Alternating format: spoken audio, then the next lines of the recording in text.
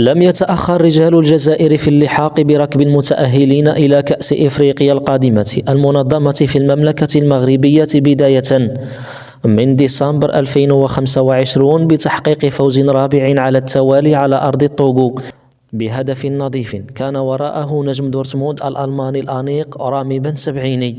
الجزائر بعد النكستين السابقتين وبمدرب سويسري قدير تضخ دماء جديدة في الفريق عبر استقدام وجوه لأول مرة ستقول كلمتها في النسخة المقبلة بالمغرب، إذ نجح الاتحاد الجزائري في إقناع الزئبق حسام عوار المتألق حديثا مع الاتحاد السعودي، والذي يعول عليه أنصار وجماهير الجزائر لإحكام وسط الميدان في ظل غياب إسماعيل بن ناصر بسبب كثرة الإصابات. ولحد الآن يبصم عوار على مردود مبهر أقنع به الجميع داخل الكتيبة الخضراء.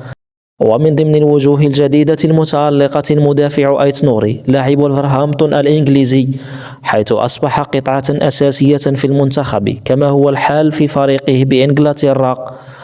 وإذا غاب آيت نوري فإن مدافع نانت حجام يعتبر ورقة جديدة لبيتكوفيتش لسد ثغرة غيابه، دون أن ننسى الموهبة جناح فريق رين الفرنسي أمين غويري الذي يتناوب مع بالرحمة على الجهة اليسرى، مع وجود صانعي ألعاب من العيار المحترم من قيمة صانع ألعاب كرباخ بنزية ياسين والمخضرمي سعيود. وهكذا يحاول المدرب السويسري دمج الوجوه القديمة مع الوجوه الجديدة وتقوية دكة الإحصيات للعودة سريعا إلى المنافسة على اللقب الذي ظفر به أبناء الصحراء من مصر قبل 3 نسخ يبدو الأقرب هذه المرة من ملاعب المغرب. فهل ستعانق الجزائر لقبها الثالث وتعيد سيناريو القاهرة، أم أن النسخة المقبلة ستذهب لمنتخب غير الجزائر؟